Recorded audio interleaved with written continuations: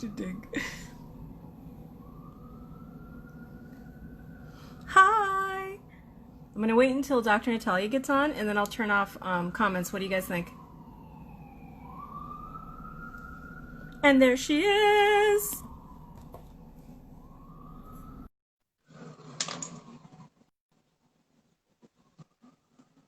Hi! Let me get this. Hello. Hello! Hello. Oh, I just knocked into my table. Hello. How are you? Good, good, good. They rescheduled my MRI for Friday. So I'm like, of course, this morning I was having nightmares about it. An MRI for what? An MRI for what? But the back of my neck, I have 2 herniated discs back here, and then I have 2 in my low back. And Oh. I've been feeling like this weird, like quivering, trembling kind of thing going on with my lips. All kinds of shit's going on, and I'm like, oh. Weird. So they're doing it. Yeah, so they're doing it to find out if my spinal there's a narrowing of my spinal column because Right. there's already a narrowing down below, which fucking freaks me out. But I refuse to let them do surgery because it's like, no, you guys have not perfected back surgery, so fuck off. No, I don't know much about back surgery, but I don't think they've perfected it yet. Definitely not. Is it too bright? I've worked. Because, like, sorry, is it too bright? Oh, it's really bright, isn't it? Oh, bright. It's funny, it only is when you move certain ways and then it's not. So like if I open this, you guys are gonna get really blinded. Oh no, actually, yeah, it's kind of off. Oh, okay. Ignore. Oh, what was that? My hair's too much. That was somebody trying to call. I have no idea who they are. Oh, right. Okay. Yeah, ignore that. So, because I've moved my desk in my office, and so I've reconfigured anyway everything. So wait, so why are you turning off comments? Because like I saw that in the announcement thing. Why are we It turning was a off comments? suggestion from Emma that it would be easier for us to focus on topic, and then when we get towards the end, we could go ahead and put comments back on. And it would also stop from those interesting comments that we get that have zero to do with anything that we're talking about. Yeah. Okay, cool. And I thought it was really good. Huh? Yeah, I'm fine. I don't mind. I don't mind if we. It'll be so weird not to see like who's there. Yeah, that's I gonna be know. weird. So yeah, very weird. And so just Oh, Chris is saying he's looking forward to his appointment with you tomorrow. Yeah. tomorrow. Woo! Jealous. You. So exciting. Yeah, I have. Yeah, tomorrow's. What time is your appointment, Chris? Oh, he probably doesn't want to tell me. I have to look at my schedule. I forgot what time he said, but I did remember. I don't anymore. I had my schedule up, but I haven't looked at it. I haven't looked at it basically for like a few days. So ignore the wall behind me. Oh, 2:45. Cool. I swear I will be on time. I promise I will be on time. I will not run late. Every doctor runs late. It's expected. Yeah. I promise, Chris, I will not run late for you. But if I do run a smidge late, please, I'm sorry. I apologize in advance for making you wait in the socially distanced waiting room. And I will be wearing full PPE when you come for your appointment. Twiggy, she said pee-pee. PPE, I'll be wearing full PPE when you come for your appointment. So I will be fully gowned because I got in trouble for not being fully PPE'd. Yeah, I was like, oh god. So yes. Anyway, I will be fully. I mean, I guess I can kind of get it because somebody like me, it wouldn't affect me because again, I'm asymptomatic. But somebody like my brother. Yeah, I mean, it's because there's a policy. So like we have to. Yeah, the glamour. It's gonna be super glamorous. So yeah, just as glamorous as I look right now. But it's gonna. Yeah, we have to follow all these rules, which is interesting because like, and we don't even wear full PPE in the NHS. But every clinic has its own, rules. Requirements, So, yeah. Which is annoying. Oh, and as for this, I'm doing this because I can't wear this with masks. So I'm like, you know what? I'm fucking wearing lipstick. Yeah, that's a great color. Yeah. I love this. I love anything that's vampy. I went really light with it though. That's quite a But nice yeah, color. I love vampy. Thank you. So the wall behind me. Yeah. Yeah, this is because I moved because like that wall, my hair's flying. That wall is I've moved my desk, you see. So that's why. But I hung up my degrees and like I have all these, I had all my degrees framed, and the guy at the frame store who was really cool, who helped me choose all my frames, he was like, Oh, you nice. get these sticky things and hang to the wall so you don't need to use nails. So I was like, oh, great, fab. So I got them, and then I hung them all up on the wall, and I had like a whole like arrangement. Like I worked really hard to make it look cool, and then they all fell off. No, one of them fell off and broke. So now I took them all down because I'm worried they'll all fall. But in a week or two, they'll all be up again, and they'll look really cool. I swear. Well, yeah, but wait a minute. Is it the 3M stuff? Because the 3M stuff is not supposed to fall. It's that. You mean the 3M? the sticky stuff? Yeah, because I know that, like, supposedly everyone tells me, which they still scare me, because I have a couple of things that I want to hang, and I'm still afraid I'm either going to peel it off the wall or it's going to fall, especially with earthquakes in California. Come on. But they're like, no, the 3M, the 3M. I'm like, it's the 3M, and it fell. And look what happened. Because I paid so much money to have these frames done, and so then the glass broke all over the floor. But I'm not that crap. Like I put 2 on the back of this, and so they should have stayed. yeah. Yeah. I wonder why they didn't. Is it humid out there? Is it? Oh, well, I don't know about that. But anyway, so it looks really dodgy, but I'm going to have to get my guy to come and hang everything. Because, Emma, maybe Emma can come over and do mine, because clearly I'm kind of an idiot and I didn't do it correctly. But so I'm going to have my dude, my handyman guy come and hang everything. And he has a whole list of stuff to do, so I'm going to collect everything together, and then he'll come all day and just hang everything and do everything. I see everyone's saying that it works well. So the things that we're seeing back there, then it's not that the wall lifted. It's just it's the sticky stuff. Yeah, it unvelcroed because they're velcroed on. Anyway, this is not the topic of today's live. Funny. No, but it's very fun because I kept looking at that, going, "Wow, that's a really interesting pattern thingy going on back there." My new wallpaper. That's just so funny. Wallpaper. It's called "I Can't Hang Things" wallpaper. So yeah. So anyway, just ignore that, and then eventually it'll look cool, and then I'll have my live set up so that all you see is like, you know, my millions of degrees. My millions of degrees. Here's mine. Yeah, I'll have my millions of degrees behind me. You'll have your wall. No, just kidding. Because then otherwise, if people say to me, "Are you actually a doctor?" I'm like, "Yeah, I have like 11 degrees, like literally, like 11." So, like for real. Man, people don't make any sense to me. It's like, no, I'm just going to practice on patients and do surgery because, you know, I want to. Yeah, totally. And Kim just joined, and I did a treatment for Kim's little veins, and she's going to tell us maybe how that went if she's listening. Kim, are you listening? Can you tell us how the veins went? Because, you know, I've trialed a new vein treatment. You know, you don't have this, Kat. But you know the little, hi Kim, you know the little thread veins people have on their faces, the dilated, yeah. So I have those. Oh, you have those. I have them here, but they're going away with no wait. I had them all through here. I'm looking in my mirror, and I have them here. Well, no, they're not there anymore. Oh, they just So Kim says disappeared. Yes, it was the diathermy. Well, it's not. It's like it's electro like thermal cautery. So they have disappeared. Kim, did you have any marks left? Because I did one here near your lid. I did. The nose. Did the one on the tip of your nose go? I don't know if she's saying that just to be good marketing or she actually thinks it was good. No, well, she's saying best thing ever after one treatment. I don't think she would. I don't think she'd lie. No, you're not lying, right? So I mean, think about it. If this is the best way to like tell people you're a farce.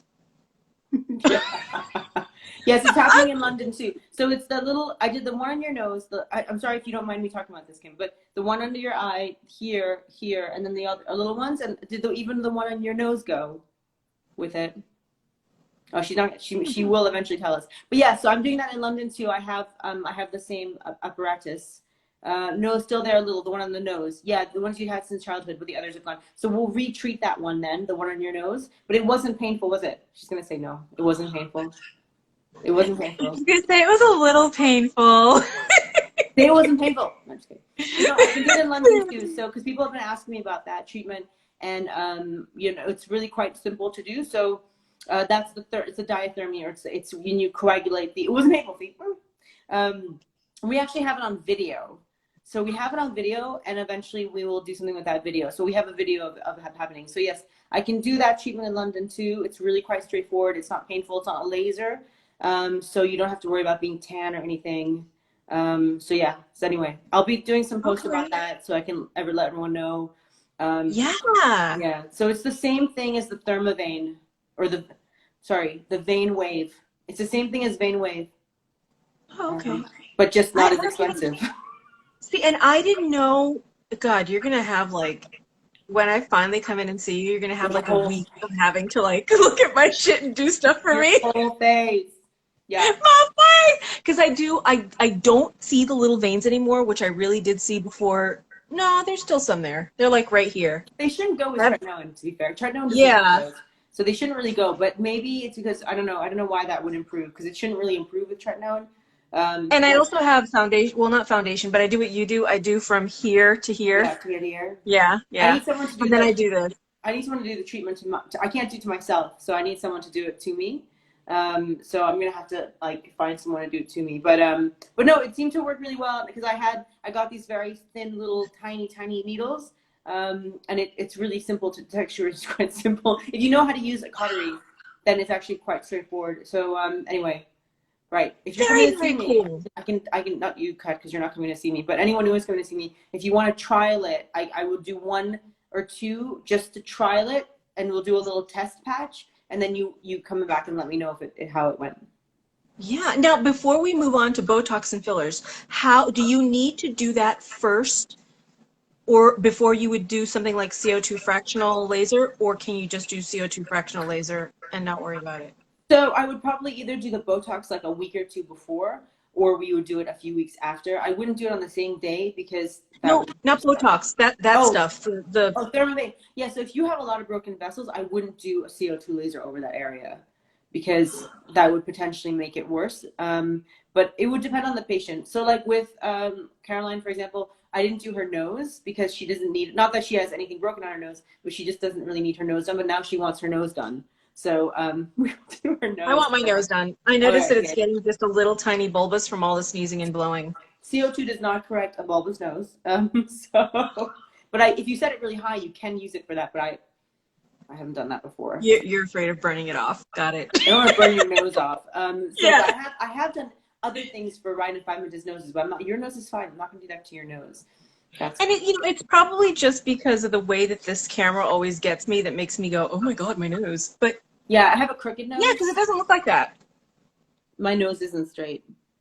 Oh, mine isn't straight. I don't care about that. I just find that it like seems a little bit more, just a tiny bit, just a tiny bit. But what I really want you to take care of, see that? I want that taken care of. What am I looking at? This right here, What, your little under eye bag? all this stuff, I want it all smoothed out. So how old are you again, Kat? Just remind me. 51. And 51. I was told this is related to allergies. I don't know if that's true. Is it a bag? I don't know. It sinks in, and then I've got this puffiness that drives me nuts. So the puffiness, and I'm not saying this is you because I haven't examined. So I have not examined Kat's eyes. So I'm just saying this. A lot of people who have under eye bags, or puffiness, if you will, because people call it puffiness when it's actually like a bag. Yeah, it looks like a bag to me. Yeah. So what happens as you age, and now I'm not an oculoplastic or an ophthalmologist, but what I do know, what happens as you age is you get herniation of the fat pad under your eye. So then the fat pad under your eye starts to kind of come out, and that gives you that bag look. So if you put filler, because this is meant to be about filler. Yeah, see? Right. It's a bag. Yeah, it's a bag. So if you put tear trough filler, you will not correct an eye bag. So tear trough filler doesn't correct an eye bag. So you are not a candidate for tear trough filler.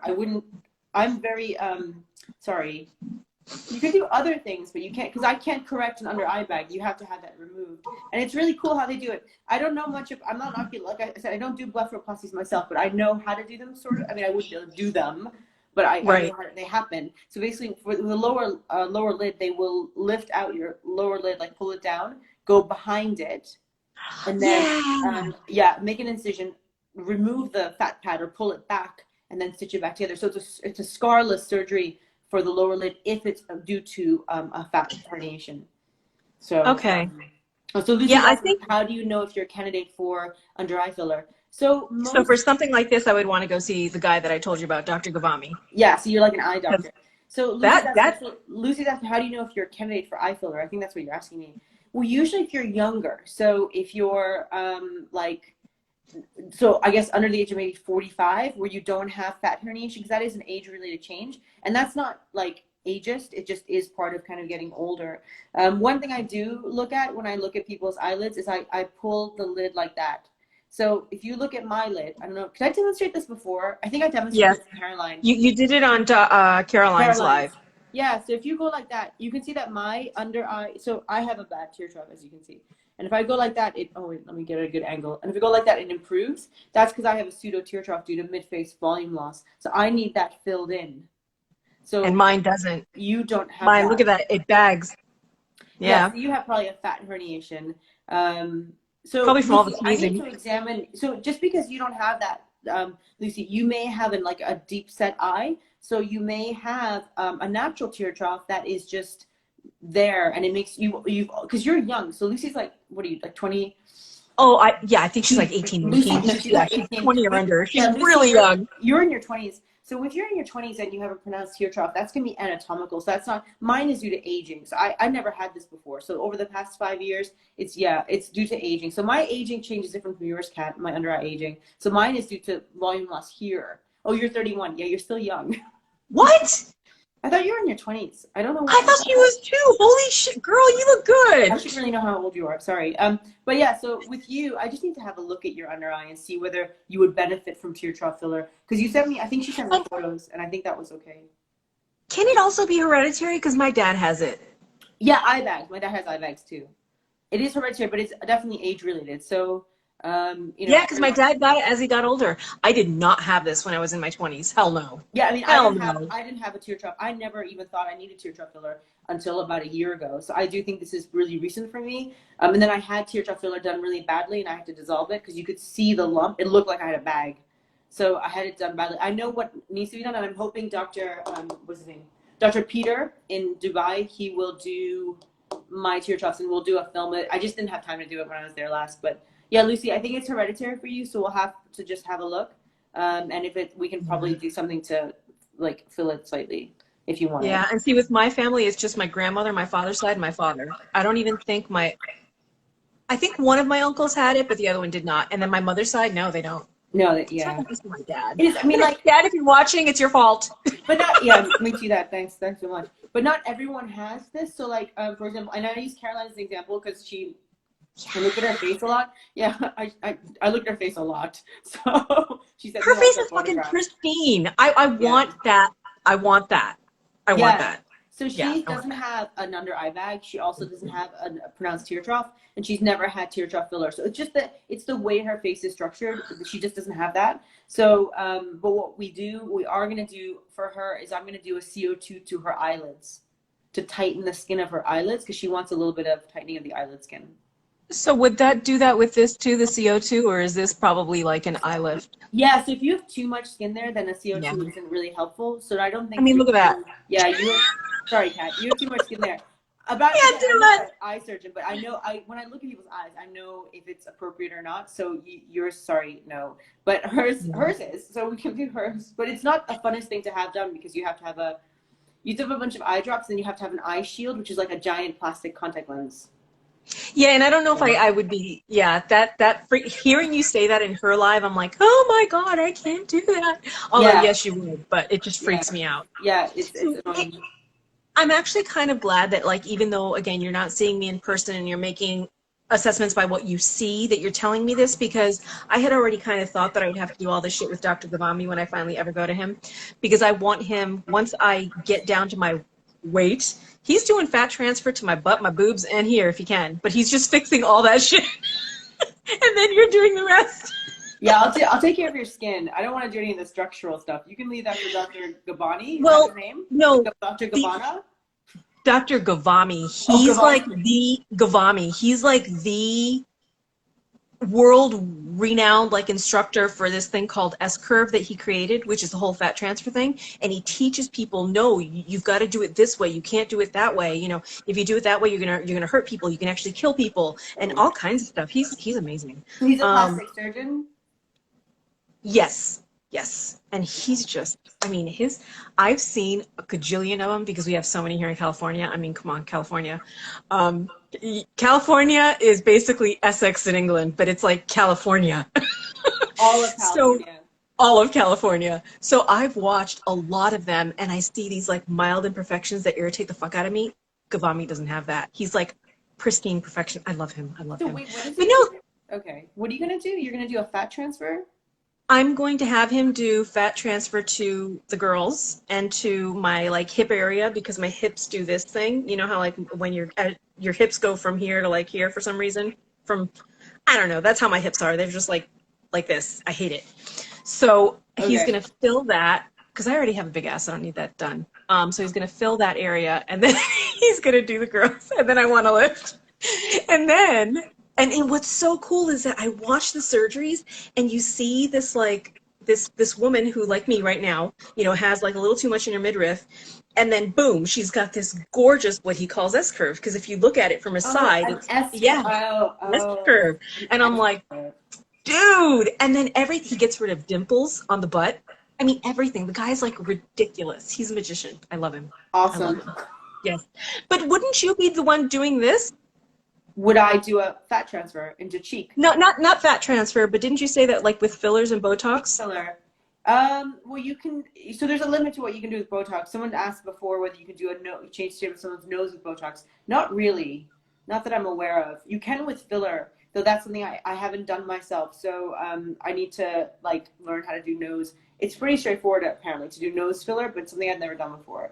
I Okay. kind of leave that to my plastic surgery friends. I'm kind of like, yeah, I'll leave some of the filler for you guys. But yeah, I mean, Yeah. I can do cheek filler. I can do tear trough. I can do lip, obviously. But there's a lot of filler that I don't do. Like I've never done a jawline filler. Like yeah, I'm not a huge fan of filler. I'm a big fan of Botox. I've done a lot of fun, as you are aware, experimental things on myself, which I still am suffering from with Botox. But I am not a huge fan of doing a lot of stuff with filler. I just think that adding volume to your spaces is a bit of a weird concept, unless you have like volume loss. So to make it very simple for like those of us that, especially like me, I don't even know. What is the difference between Botox and filler? Okay, so Botox is a neurotoxin. So that's like the name of it. Don't worry about that. Let's pretend I did not say that. Botox, it relaxes muscles. So Botox is an injectable. Yeah, it's a liquid, like watery, and you inject it directly into muscles, and it relaxes muscles. So, for example, when your forehead moves, you create wrinkles on your forehead, right? So if you relax the forehead, yeah, move your forehead up for us, Kat. Okay, I good. don't really So know. you're I'm activating blessed. that muscle, right? You're Yeah. making it function. You're Yeah. lifting your eyebrows. If you Botox your forehead, you relax that, and you can no longer lift your forehead. So Really? yeah. So like, for example, like if you look at my forehead, Yeah, you can't do that. Oh my God, that is so bizarre. it ain't moving. So Yeah. I can't really, I can have a little bit of movement, as you can see, a little bit. Yeah.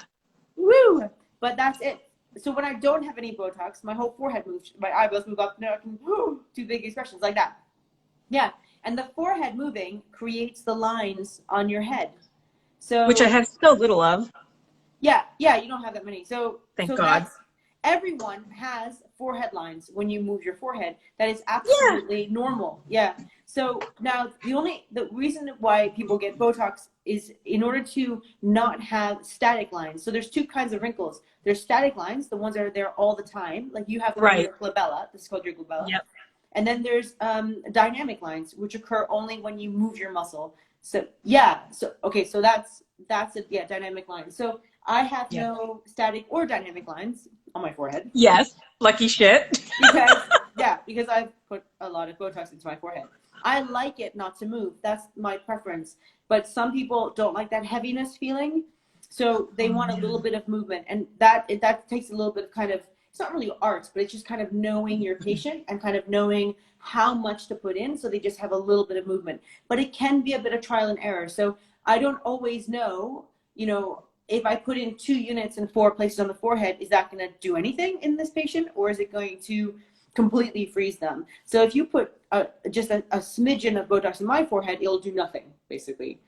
But if I put 30 units in my forehead, I won't be able to move my forehead. And but then Wow. but not everyone needs that much. So Right. it's It when I depends have, on the person. yeah, it depends on the person. So I don't necessarily know when the patient comes and sits in front of me. I'm not like, well, I don't know if you're a 30 unit forehead or a 10 unit forehead. Like, I just don't know. So I talk to the person. I kind of figure out where they want to go with it. Like, how much movement do you want? What are you comfortable with?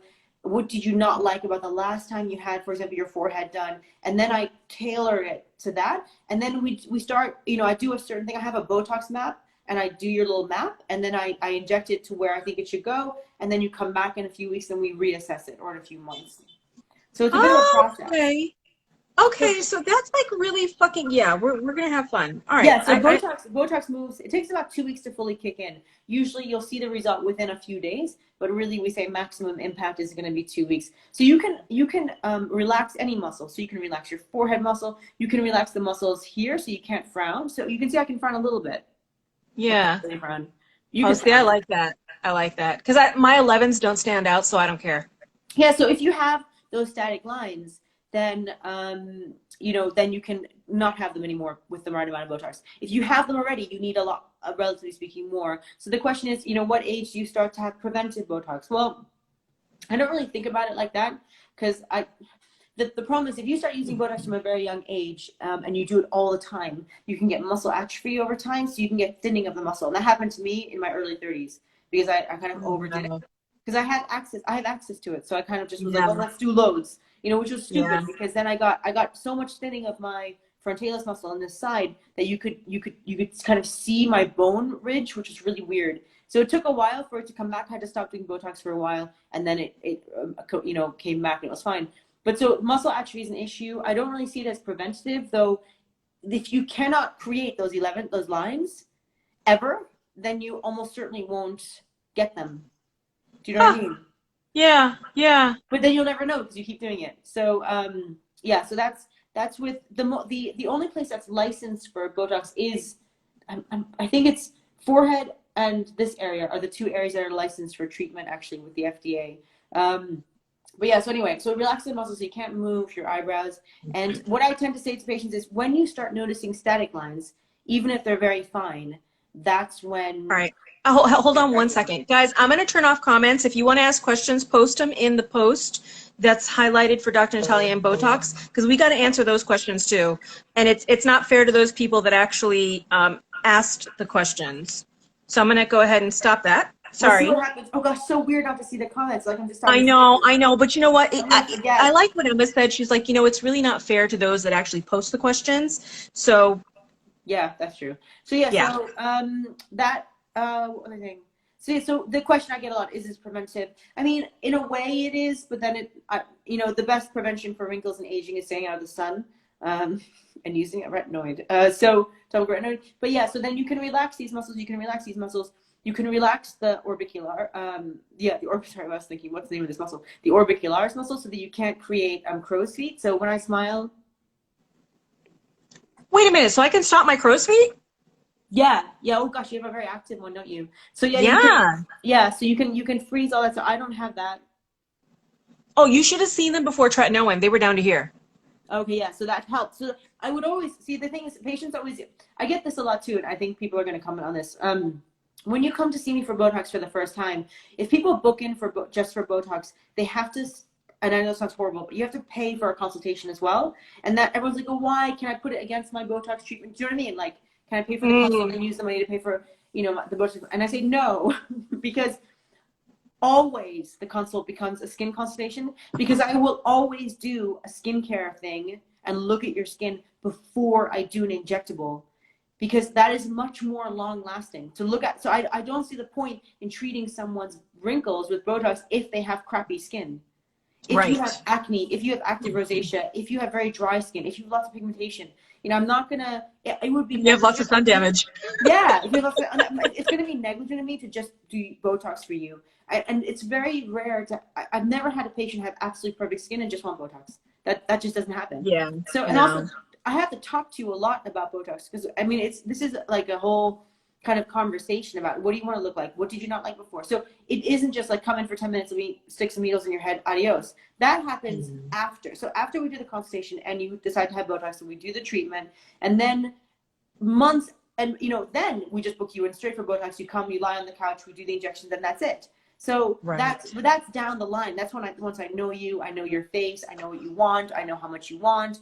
You know, I've corrected skin problems. You know, that's down the line. So please don't get upset if I'm like, no, you have to come for a consultation. It's part of my like medical duty to make sure that, Yeah.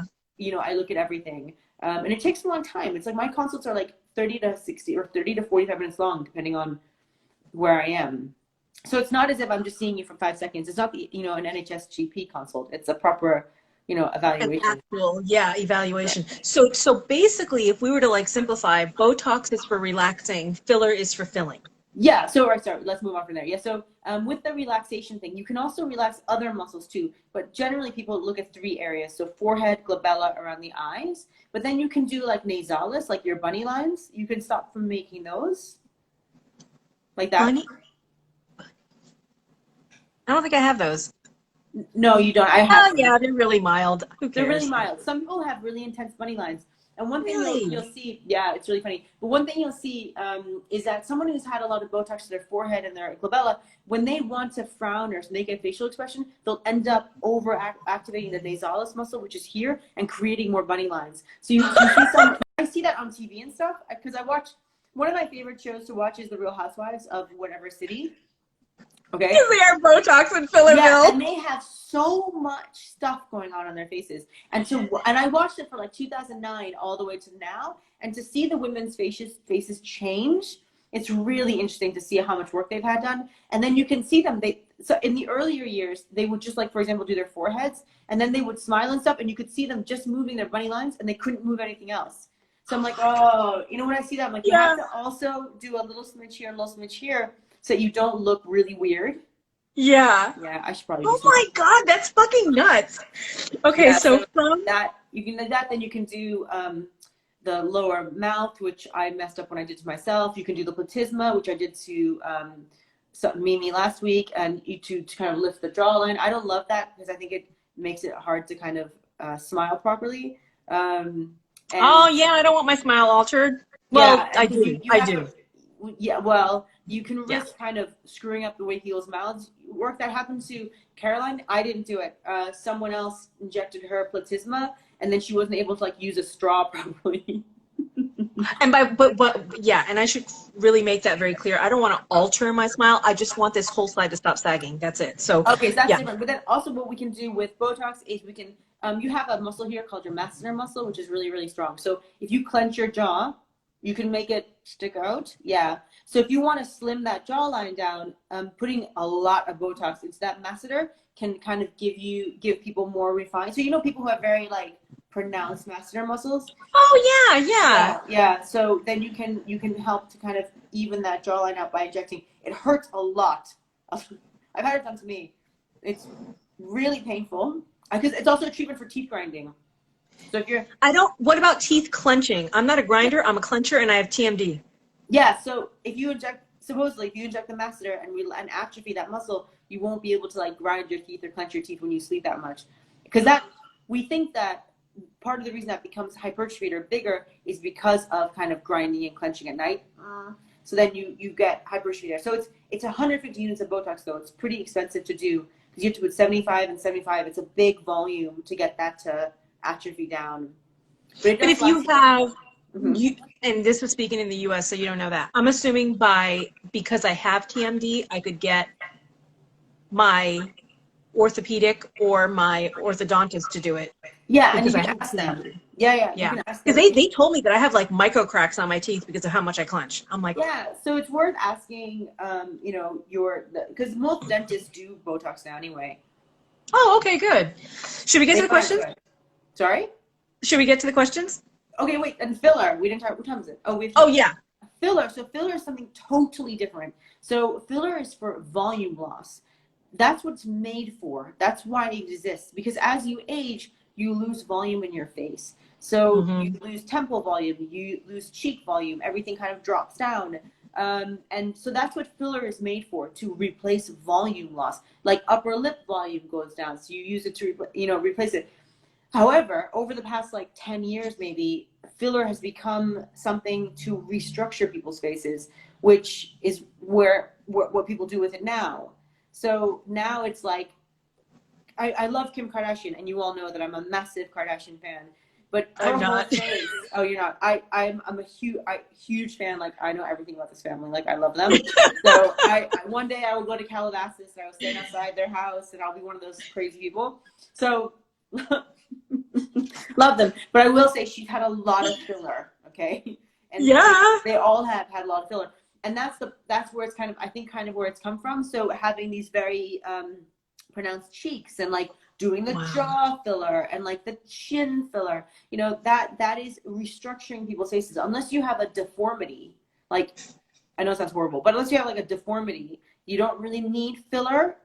So except I like a bit of lip filler, but again, I prefer it in older people who need a bit of volume, because it can really rejuvenate a face to have a little bit of filler. And of course, tear trough is another thing. But yeah, we can go to the questions. Okay, sorry. Well, no, because I never knew what the difference was between Botox and filler. So now I know. Botox is to relax, filler is to fill. Duh. Well, yeah, I never people knew. don't know that. A lot of people don't know that. So it's not surprising. No idea. I always thought that they were all just to fill and alter the face. So now I know. We don't want to alter the face. We never want to alter the face. So the goal is never to alter the face. It's to give you, and I hate the word rejuvenation, but that's really what we're doing. To just enhance. Yeah, I mean, like for me, I want this lifted because it's lopsided. It's like literally drooped, you know. So I don't like it. To enhance and to kind of give you like a little boost where people look at you and think, oh, you look very awake, or you look very rested. You know, and not like, like for example, like you said, you know, these lines right here, or like I have actually lost volume in my lips. I want the volume back. I don't want, you know, I don't want fish lips. I just want what I had. Yeah, and the problem with lip filler too is if you see, if someone has a, like, I don't have a super pronounced vermilion border, and that's the border of the lip line, right? So when I had lip filler done, it was almost 2 years ago now, I asked for a very, very gentle vermilion, because if you overdo the vermilion border, then you'll have that duck lip. Oh, like what Caroline had, the whole little, oh yeah, that looked, I'm so glad you took care of that. Yeah, so thank God hyaluronic filler can be dissolved. But yeah, if you overdo the vermilion border, then you'll develop that kind of, that little duckbill, yeah. That's not pretty. I notice when I like, even when, unless I have like really thick lipstick on, you can't, you know what I mean? You can tell if I don't do that. If I have thick lipstick on, you can't tell. Yeah, but I mean, with, and I hate like that. if you had volume loss, I would probably still do a little bit in the vermilion, but very subtly, so that you don't get the, you know, the duck. The duck bill, yeah. Who wants the fucking duck bill? I don't want. Quack quack. Yeah, so I don't have a duck, even though I had that done. But I always had very thin lips anyway. So, and then I had a little bit of volume in the lower and a little bit of volume in the upper. But yeah, so you have to be a little bit, you know, like I don't like over, like I'm not, I don't know, I'm very. You don't like extremes. You like enhancing, yeah.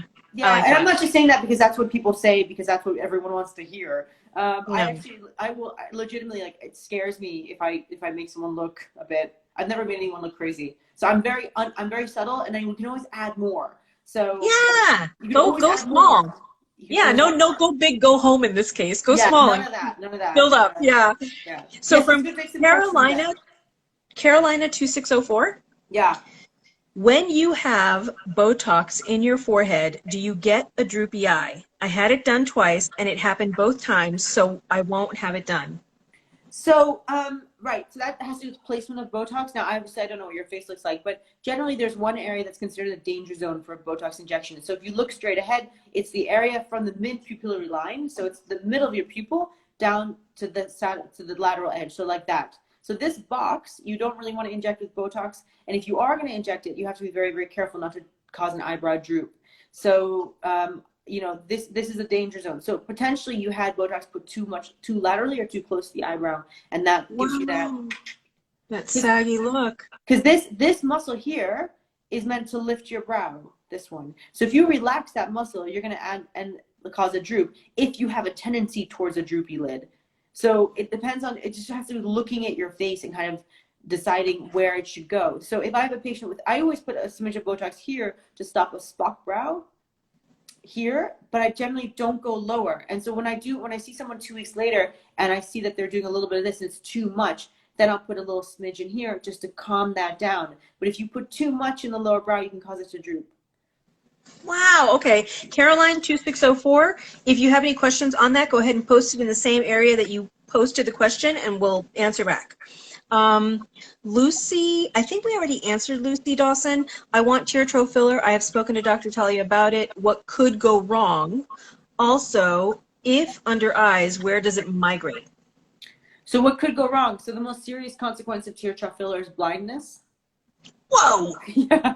Because it causes retinal artery occlusion. So yeah, so you have, but it's not the highest risk. The highest risk for blindness is actually the temple or around here for filler. So you have to really know your anatomy if you're starting to inject people's filler here, or under the eye. So what I do is I use a cannula when I do tear trough. So I go from the side here, I put a cannula, which is a blunt instrument, into the area I want to inject, and I withdraw first to make sure I'm not in a blood vessel. You're very unlikely to go into a blood vessel with a blunt instrument, but you just need to check. So you withdraw first, make sure there's no flashback, which means blood going into the syringe, then you know you're not in a blood vessel, so that reduces the risk of blindness. I've never caused blindness, knock on something, in any of my patients, but it is a real risk, and that is the most important thing to consent someone for, because it's usually irreversible. Wow. Because you're causing a clot. Yeah. Shit. Yeah. And then where can it migrate to? So tear trough filler, it's placed on the bone, and there's like a ligament or tissue here, so it shouldn't really migrate down, but it can migrate down or laterally. So it can definitely migrate. And again, it's never happened to me, but migration of filler is normally a problem if you use too much filler. So with tear trough, like we're talking like 0.2 of a mil. So it's basically like nothing, okay? Yeah. So it's really little. So we go and I gently kind of plop it on the bone, on the bone. So I want my cannula to scrape that bone so I know that it's on there. Because if you have very thin tissue like I do, if you put it too high up in the tissue, you're gonna see those lumps. That's called a Tyndall effect, where you see the filler. I had that happen to me. You see the filler. Yeah, so you wanna go deep. I can't do my own tear trough filler. Yeah. So it's a really bad idea. I will not do it. I swear to God, I will not do my own tear trough filler. We'll know if you do. I don't know. Has anyone on YouTube ever done their own tear trough filler? I bet someone has. I have to not. I'm gonna have to do a search and I'll let you know. Yeah, because I'm sure you'll be able to see it. I hope not. So yeah, sorry. So that's the worst. No, you're good. I just know that where I'm looking at, and it's already 11:45, and I'm going, oh shit, we never actually got to the questions again. Okay, sorry, more questions. No, it's okay. So then she's also asking, Lucy Dawson, does Botox actually help with texture on forehead? It can. It can. Yeah, because it can reduce oiliness and sweat. So then if it reduces oiliness, it can improve like comedones and oiliness of the forehead. Because Botox has an effect on oil glands, supposedly. Okay, then I have to ask this because I have to know. If I don't want my forehead to be altered, because I want to be able to do all this crazy shit, I mean, that's one thing that people love. Can I calm down the oil without affecting that? Yeah, I would. I mean, it's not made for oiliness, but I would try with just like literally like one unit. It would do something to the muscles. I don't know if it would do anything to your like oil and sweat glands, but we could try. Shit, because I like my expressive eyebrows. I mean, they're fun. They're fucking fun, and everyone always gets a kick out of it. But it doesn't cost that much. Like I charge, like the way I charge Botox is by the unit. So like if you only came in and you had 6 units, for example, it would cost you like nothing, you know, because some people charge by the area, and I don't think that's fair. Because some people have 3 areas and they only need 20 units of Botox because they have, you know, thin muscles. So to charge everyone the same for an area is, I just think it's not really fair. So, you know, and around the eyes, you only need like 12 units. So to charge the same as you would for the forehead, where you have 3 times that much potentially, that's not really correct either. So yeah, so I always charge Botox by the unit, which also means it's very exact. So I will tell you exactly how many units you have. And I think that's just fair. I prefer it myself. Yeah, no kidding. And then from our lovely Emma, will Botox, and I should clarify, Emma Harrington, because I know that we have a couple. We've got a couple Emmas, Yes. Will Botox in the forehead gently lift the brows? It can, if it's done in the right kind of way, but it's not meant to be an eyebrow lifter. So, so it's basically just a happy little accident in a sense. Yeah, I still don't 100% understand how people say they can lift eyebrows with Botox. Like, it's the idea is that you put one unit here. I don't really know why that would lift the brow. I don't understand that at all, and I've never seen that happen in my patients. So I don't. Especially if the person doesn't have a standard, like I have high eyebrows and mine are Yeah. lifted yet drooping, which doesn't make any fucking sense. So I could see how that might work with, but no, yeah. But if you just think about the muscle, I mean, I've thought about this a lot, and I've tried it out on people, and I'm like, I don't understand why people say they can lift the brow with the Botox. Maybe I'm missing something, and if there's anyone watching who understands that, can you tell me? Because I've tried to figure this out, but I'm like, it doesn't seem to make sense to me. But anyway, maybe I'm just not on it. Well, No, yeah, it doesn't make sense to me either if you really think about it, yeah. logically, I guess. Logically. So Lindy C22, because filler increases volume of the area, does it eventually stretch the skin over time so it becomes a little lax so that once you start, you will always need to get filler in that area? No. Does it cause damage to the area it is pushed into? No, it doesn't. So it should, I mean, if you have that much filler that it's stretching your skin, then you have way too much filler. So, and it's generally placed under a muscle. So it's not like, for example, with cheek, you're again putting it right on the bone. So you're not putting it into the skin, because to stretch the skin, you technically have to put it into the dermis, and you would not do that. So filler doesn't go into the dermis, so it shouldn't stretch the skin. And if you're putting so much on it that it's giving you like a balloon, then you have too much filler. So no, it should not stretch the skin. That shouldn't happen. Then you're Joan Rivers. Yeah. But I'm almost certain that she had facial implants, because Joan Rivers, I mean, I don't obviously know her, and she died, but I've never seen her in person, and I don't know anything about what she's had done. But when I looked at her face before, and I wasn't even a dermatologist then, I don't think, because she died ages ago. But yeah, I always thought that she had cheek implants, because her face was so angular that you can't accomplish that with filler. I mean, it was unnatural. It was very unnatural. Yeah. That's what I always thought Botox and filler were. No, I think she's almost certainly had cheek filler, because you can't. I wouldn't understand how you'd accomplish that with filler, even with Voluma or Volux. So yeah, crazy. And then again from Lindy C22, does Botox cause atrophy or weaken facial muscles over time after years of uses? Yes, it can do. Yeah. Yeah, it can do. I'm sure it'll happen to me. I'm kind of glad that I haven't done anything yet, because hopefully now when I actually do it, you'll notice. Yeah. You'll notice, but in a complimentary way, not in a Joan Rivers way. With me, sorry, whoever loves Joan Rivers. I'm not slamming her. We love Joan Rivers. Yes, I totally love her. I mean, she was hilarious, but damn, what an example of what not to do. What not to do, yeah. And then from Rosa May XX, what does wait. Sorry. Why does Botox last for 3 months in some people and 6 to 12 months in others? Where does it go? I have no idea. And it has to probably do with metabolism. So in me, it only lasts for about 3 months. And everyone always tells me that's because I go to the gym a lot. The rest of my metabolism doesn't seem to work that well. So I don't really know why it would be just from our Botox. No, because I don't want to metabolize. It gets metabolized quickly. Yeah, and I had that same problem. Like my weight, my diet does not care to metabolize. Everything else, like whenever I get anesthetics, anything, you name it, it goes right through my body. Yeah, gone. So I don't know why it lasts. Like I have one of my friends who it lasts for like 6 to 8 months in her. I'm like, what the hell? So there's no rhyme or reason to it. I just never know. So I know if anyone again knows the reason for this. I haven't looked it up in such a long time, because I just was like, I don't care anymore. I don't know why it lasts long, and some people why it doesn't. Whatever. But I've had patients who like I do a lot of Botox for hyperhidrosis, which is sweating under the arms, and I have patients where it only lasts for like 4 to 6 weeks.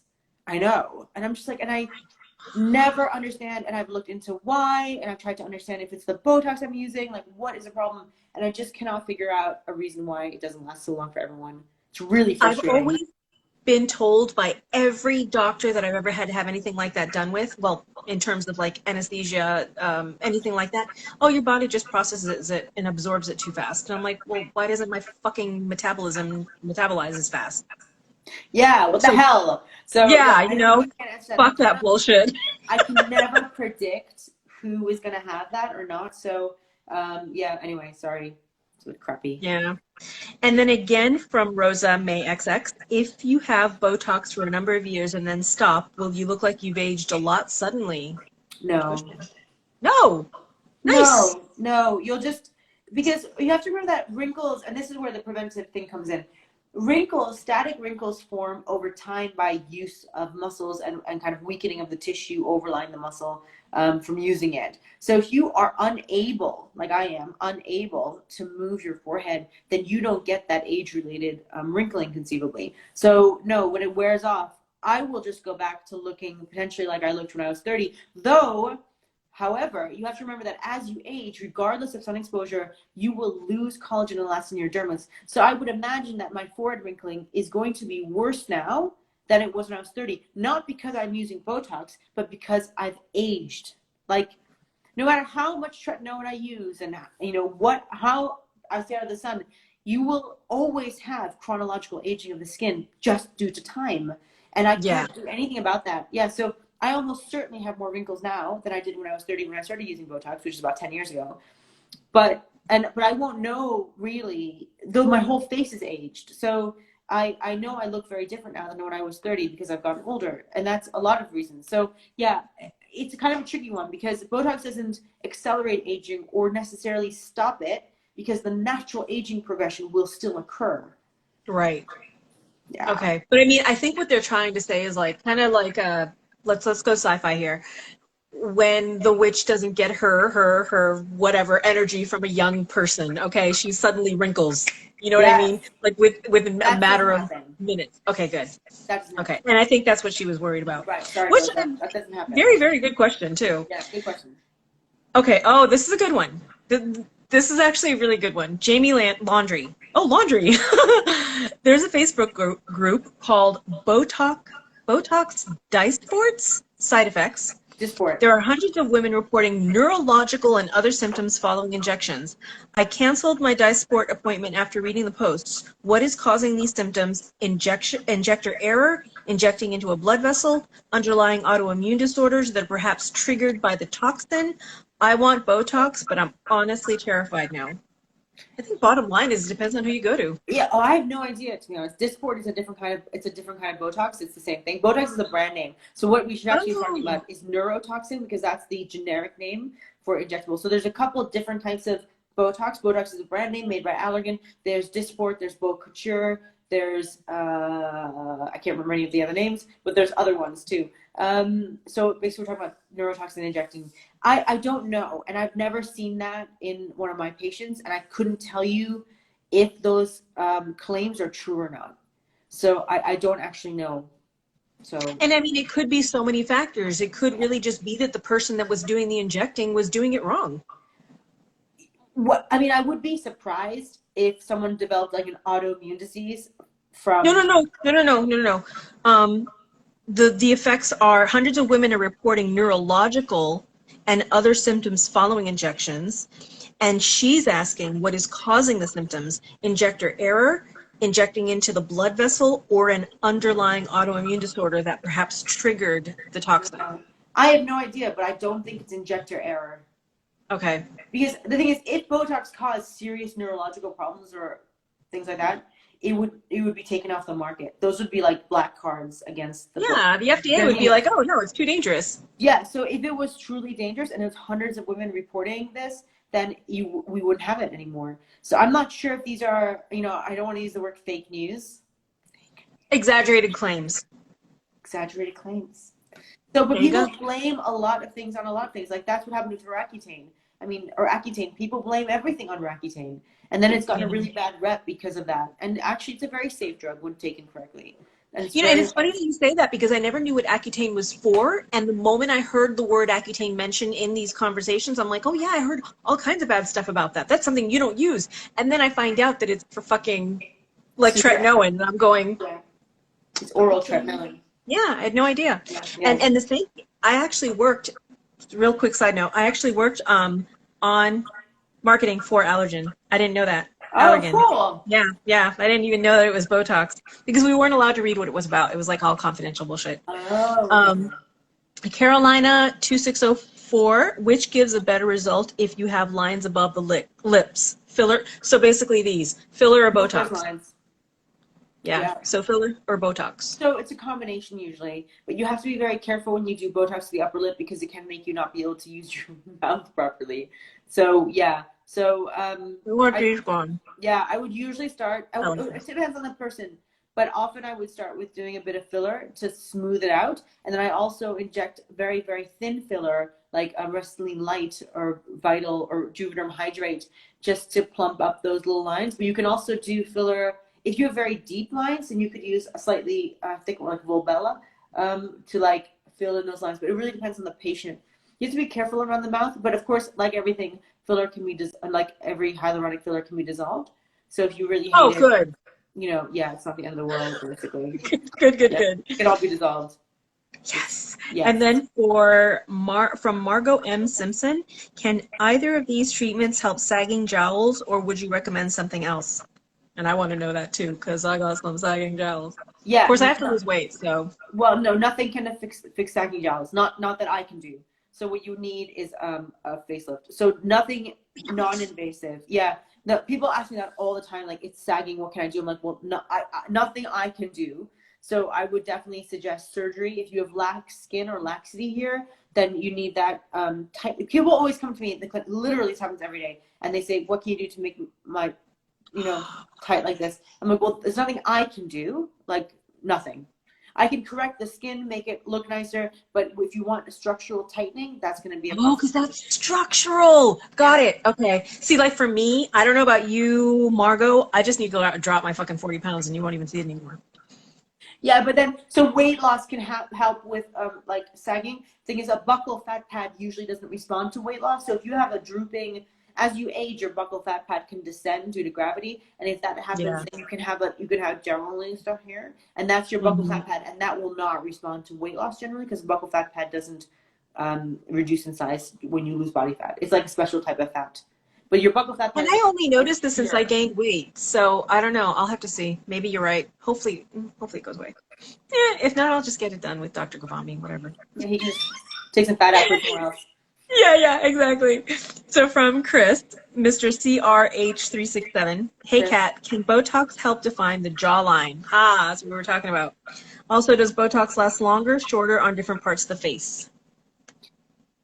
It tends to last longer in areas that aren't moving as much. So the areas that you would imagine Botox would go quicker is usually around the eyes because that's the area that you move the most. Or if you're very expressive, then parts that you try to move, generally speaking, it shouldn't last as long. You can use Botox to define the lower jaw by relaxing the platysma. And we've talked about this before, I think. You have a flat long muscle here. If you relax that muscle, it doesn't pull down. So then you instead of going like that, and then if you don't let that pull like that, then you can get a slightly more defined jaw. It's called the Nefertiti lift. It's not incredibly dramatic. It's not like, oh my God, but it can be very subtle. For some people, yeah, for the right patient, it can be effective. Yeah. Okay. There you go, Chris. And then this is an interesting name, AAALLIIMM. I know, it's very confusing. Can Botox make the nostrils smaller? What are the risks? Wait. Can Botox make the nostrils smaller? What are the risks and complications? Also, what about liquid rhinoplasty? I don't think Botox can make the nostril smaller that I'm aware of. I've never seen anyone do that. So unless someone has done that, and I've not seen that myself. And the liquid rhinoplasty is getting a nose job with filler. I don't know how to do that myself, but it can be very nice. If you have a good practitioner and you have a proper bump on your nose that you want to correct, the right doctor can do that. The doctor I know who does it at King's in Dubai is Dr. Peter. He's an ENT surgeon, and he does really lovely noses.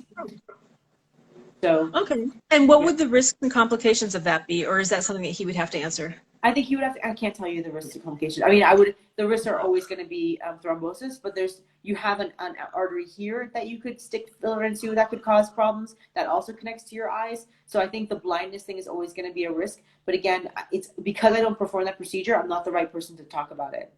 We have literally 20 seconds. What do you want to do? Until next week, or should we? Till next week. I think this was a good conversation. Lots of questions. We have Okay, so everyone, we're going to go ahead and answer the rest of these questions next week. So Botox and filler next week. Go ahead and post them into the next post that I make. Love you. We will see you. Thank you so much. Bye. Thank you. See you tomorrow, Chris. Bye. Bye. Bye.